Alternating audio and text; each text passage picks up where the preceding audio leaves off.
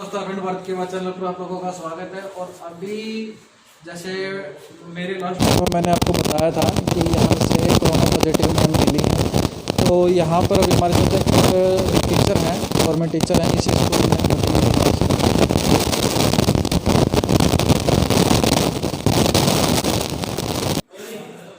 Sir नमस्कार।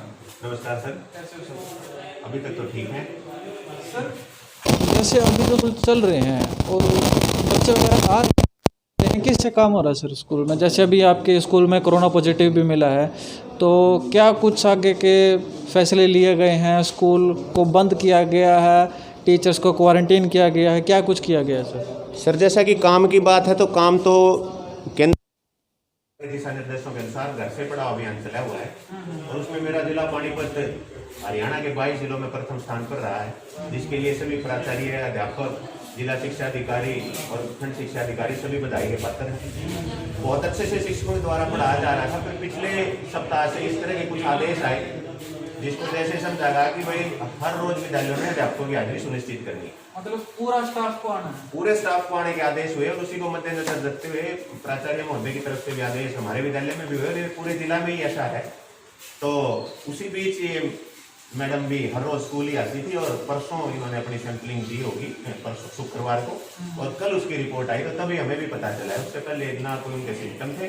और जहाँ तक बच्चों की बात है तो सर नए एडमिशन और जैसा कि प्राइवेट स्कूल से भी बच्चे थोड़ा सा माइग्रेट होकर के सरकारी विद्यालयों में आ रहे हैं, तो वो बच्चे जब आते हैं तो उनको मना भी नहीं किया जाता। बाकी विद्यालय की तरफ से ऐसा कोई आदेश नहीं है कि कोई भी बच्चा स्कूल आए। अगर अभिभावक को कोई जानकारी लेनी है और उसके लिए प्रॉपर सैनिटाइजर और मास्क की व्यवस्था है, तो जितने भी गाइडलाइंस चाहे एमएचआरडी की हम बात करें, होम मिनिस्ट्री या हेल्थ मिनिस्ट्री की बात करें, वो प्रॉपर फॉलो थी। लेकिन फिर भी वो अध्यापिका जो कोरोना वार बनी, और अब मेरे स्टाफ में भी और गांव में भी दहशत का माहौल है, क्योंकि अब ये पता नहीं कि स्टाफ में किसको क्या मिलेगा। वो तो आपके सामने ही है कि स्वास्थ्य विभाग की टीम आई हुई है और सैंपलिंग होनी है, उसके बाद ही हम कुछ कह पाएंगे। क्योंकि सर जैसे हम फील्ड पर रहते हैं और ये चीज़ें बाहर निकल के आती हैं कि भाई जैसे स्कूलों में जो पूरा स्टाफ बुलाया जाता है, कहीं ना कहीं ये गलत है। तो इस पर आपका क्या कहना है? क्योंकि स्टाफ में जैसे शुरू में दिशा निर्देश आए थे कि भाई एक स्कूल के अंदर 5 बंदों का स्टाफ आना चाहिए, जिसमें प्रिंसिपल थे, क्लरिकल स्टाफ था और एक नॉन टीचिंग स्टाफ था और एक जो बाहर से विजिटर वगैरह जैसे कि पेरेंट्स आ गए, किसी कोई भी कारण वो आ सकता है। तो इसके बाद जैसे सरकार ने अगला कदम उठाया कि सभी जो स्कूल का स्टाफ है वो आना अनिवार्य किया, तो इस पर आपका क्या कहना है? सर, एक तो मैं आपके माध्यम से शिक्षा विभाग हरियाणा को ये रिक्वेस्ट करना चाहता हूँ कि अगर हो सके तो जो पहले वाला आदेश था, मई में जो आदेश आया था, और उसी को हमारे प्राचार्य महोदय ने भी बखूबी लागू किया था कि एक रोस्टर बना करके, एक तो जिन अध्यापकों की विशेष आवश्यकता होती थी, जैसे मिड डे मील इंचार्ज है, बुक्स वगैरह का जो डिस्ट्रीब्यूशन होता है, क्लरिकल स्टाफ है, कंप्यूटर के जो एक्सपर्ट थे, वो विद्यालय मुखिया के जैसे आदेश होते थे वो स्कूल में आकर के उन्होंने आज तक मेरे विद्यालय का पूरा अपडेटेड काम है सभी अध्यापकों का, और प्राचार्य महोदय ने उसी के अनुसार रोस्टर भी बनाया था और उसी अनुसार अध्यापक विद्यालय में आते हैं। लेकिन फिर बीच में जो ये आदेश आया, विभाग के आदेश हैं, तो वो भी पालना करनी पड़ती है। लेकिन हर रोज कहीं ना कहीं टीचर कोरोना वाहक बन रहे हैं, क्योंकि संक्रमित जिलों से भी टीचर दूसरे जिलों में, और विशेष रूप से मैं कहना चाहूंगा कि ग्रामीण क्षेत्रों में महामारी फैलने का खतरा बढ़ता जा रहा है। और जैसा आपको भी विदित है कि पूरे देश में, संपूर्ण भारत में कहीं भी कोई शिक्षण संस्थान नहीं खुला है, सिर्फ हरियाणा को छोड़ करके। अध्यापकों ने अपना काम भी निभाया, ये हमारी सरकार को भी पता है और अप्रिशिएट भी बार बार किया गया है। लेकिन मैं फिर एक बार नम्र निवेदन करना चाहता हूं कि इस तरह के आदेश आए कि जिन अध्यापकों की ज़रूरत हो, जैसा विद्यालय मुखिया ज़रूरत समझें, उस तरह से उनको बुलाया जाए। और वो एक और बात कहना चाहता हूँ कि इससे पहले जब अध्यापक घर से पढ़ा रहे थे तो बहुत अच्छी ई लर्निंग चल रही थी, लेकिन कहीं ना कहीं उस कार्य में भी बाधा आई है, क्योंकि अध्यापक स्कूल आते हैं और लगभग सभी के काम पूरे हैं तो 8 से 2:30 वो स्कूल में बैठ करके ही जाते हैं।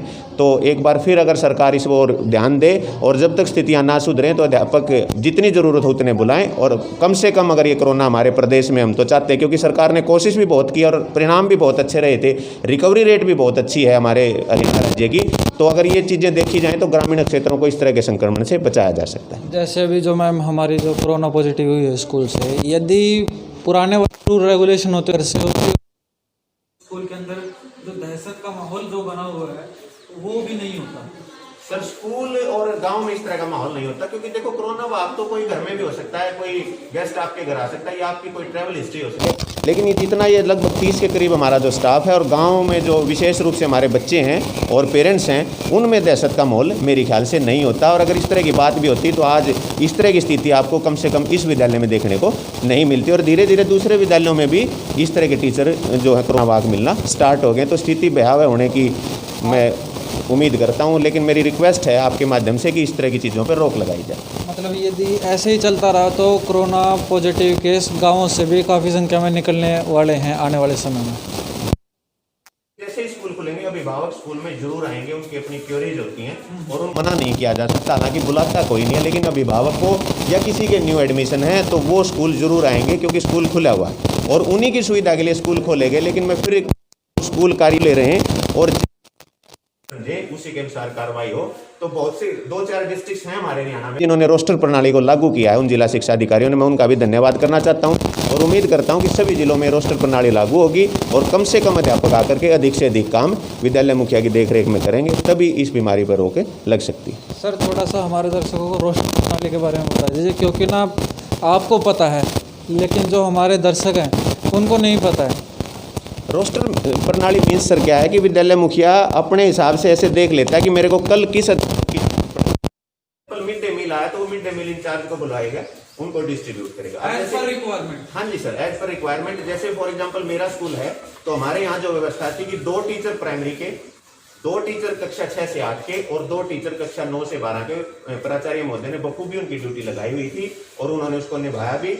मीन्स कोई भी विद्यालय में आए तो विद्यालय कार्यालय बंद ना मिले, किसी भी ग्रामीण का अभिभावक का कोई काम ना रुके, और जो मुख्यालय से डाक आती हैं, लेटर्स आते हैं, उनके ऊपर अच्छे से काम किया जा सके और कोई भी काम पेंडिंग ना रहे। ये रोस्टर प्रणाली इसको है कि जिसकी जरूरत हो एक तो उसको बुलाए, और जरूरत ना भी है तो 2-4 टीचर स्कूल में जरूर उपस्थित हो, मतलब कम से कम टीचर और अधिक से अधिक काम।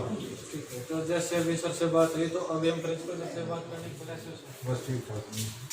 सर जैसे मई में जो रूल आए थे और अब जो जून में जो रूल आए हैं, जैसे उस टाइम पे तो सर कुछ स्टाफ का ही आना अनिवार्य था और अब पूरा स्टाफ आना अनिवार्य है, इस पर आपका क्या कहना है?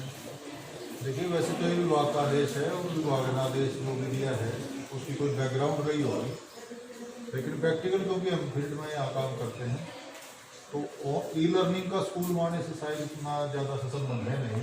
जो टीचर्स हैं वो बखूबी उस काम को करवा रहे थे और काम की क्वालिटी बहुत अच्छी रही और बहुत अच्छे से बच्चे उसको काम को कर भी रहे थे।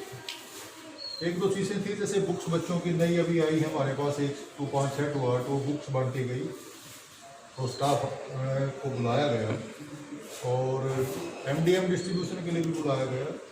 काम स्कूल में पहले भी ठीक ठाक ढंग से हो रहा था और इसके आने के बाद भी ठीक ठाक ढंग से काम हो रहा था, लेकिन पहले वाली व्यवस्था में क्योंकि टीचर कम इकट्ठा होते थे और जैसा कि इस बीमारी की प्रकृति है कि जितने ज़्यादा लोग एक जगह इकट्ठा होंगे उसमें संभावनाएं ज़्यादा है। और मैं इसको जो हमारे स्कूल में मिली है श्रीमती रेणु जो हमारी JBT के पद पर कार्यरत थी, अब उसको लेकर स्टाफ में भी चिंताएं हैं और वो चिंताएं इनकी वाजिब है कि वही हो सकता है तो उसको, क्योंकि कोई जैसा कि मेरी मेडिकल टीम से भी बात हुई है तो वो भी उसको ट्रेस नहीं कर पा रहे कि उसको कोरोना कहाँ से लगे। तो मुझे भी ऐसा है कि उसने कोरोना हमने यहाँ स्कूल से ही दिया है या उसने किसी को दिया है, अभी वो कुछ सैम्पलिंग भी स्टाफ की होगी। तो देखो ज़्यादातर जहाँ ज़्यादा लोग इकट्ठा होंगे तो ये संभावना तो बनी रहेगी कि वो वहाँ उसका जो है वो कोरोना वाहक हो सकता है। सोशल गैदरिंग की जगह पे वहाँ पे कोरोना नाजुक सी बातें मिलेंगी। हाँ बिल्कुल ऐसा, इस बीमारी की प्रकृति ऐसी है कि लोगों को इकट्ठा होने पर इसकी संभावनाएं अधिकतम है। स्कूल की तरफ से हालांकि हमने हर संभव प्रयास किया है, आप देख भी रहे हैं जैसा कि आपने सामने आपने देखा भी है कि भाई हाथ धोने के लिए हैंड वॉशर है, पानी है, सैनिटाइजर है, पूरा अच्छे से हमने करवाने की कोशिश भी करी है। लेकिन फिर भी स्कूल में जो समय कोई भी अध्यापक बिताता है वो एक निश्चित और नियमित सा समय है, तो बहुत सारा उसका वो कहाँ किससे कैसे मिलता है, बाहर किससे मिलता है वो। अब मान लीजिए एक ही टीचर है, अब 30 का स्टाफ मेरे पास है, अब 30 के स्टाफ में से एक भी टीचर यदि कोई जाने अनजाने उससे कोई मिला है, वो किसी ऐसे पेशेंट से मिला है तो वो दिक्कत सबको फिर आ सकती है। तो बाकी हमको विभाग के जैसे आदेश आएंगे उनको जो है अक्षरश जो है उसको पालन करने की हमारी जो है वो ड्यूटी है, पालन करें। तो सर अभी आपका हमारे दर्शकों के लिए क्या मैसेज रहेगा, जैसे अभी कोरोना टाइम चल रहा है और स्कूल में जैसे पेरेंट्स को कितना आना चाहिए, कितना नहीं आना चाहिए, बच्चों को किस प्रकार से आना चाहिए? ये बिल्कुल आपने, मैं ऐसा कुछ बोलने की सोच रहा था और आपने ये प्रश्न पूछा है। एक तो देखिए, जैसा कि अब आप समाज में आप सब हम देखते हैं, सरकार से ज़्यादा ही जनता की जिम्मेदारी है कि वो ध्यान रखे, सोशल डिस्टेंसिंग का भी रखे और ये समझे हर किसी को ऐसा लगता है जैसे वो इस बीमारी से उसको नहीं आने वाली, जबकि ऐसा कोई भी निश्चित हो। जब प्रधानमंत्री, राष्ट्रपति तक ने, आपने देखा होगा कि क्वारंटीन फॉलो कराया है और दूसरे देशों के राष्ट्र प्रमुखों तक भी कोरोना की वो पहुंच चुकी है, पहुंचे, तो ये संभव है कि किसी को भी हो सकता है, किसी को भी हो सकता है। और एक जो मेरा निवेदन है सभी स्कूलों के लिए है, जैसा कि मेरी दूसरे मुखियाओं से भी बात होती रहती है, हमने अपने स्कूल में भी देखा है, जो पेरेंट्स स्कूल में आते हैं वो बच्चे को साथ में लेकर के आ जाते हैं।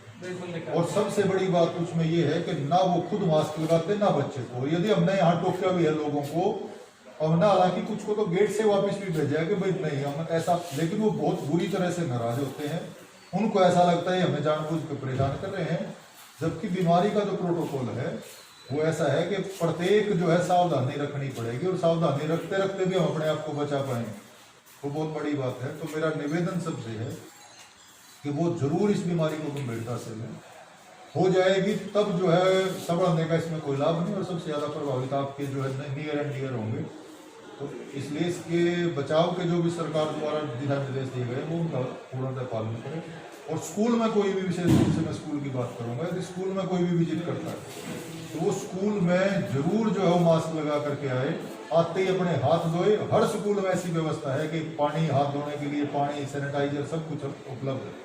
सरकार ने इसके लिए बजट की व्यवस्था की थी और स्कूलों में भी ऐसी व्यवस्था हर किसी में की गई। तो यही मेरा, मैं सबसे निवेदन हाथ जोड़ के है कि वो इस बीमारी के प्रसार के कारण ना बने। इस बीमारी को रोकथाम के लिए जो नियमावली है इसकी, जो इसके दिशा निर्देश है, जिसका कोरोना का प्रोटोकॉल है, उसको फॉलो करें।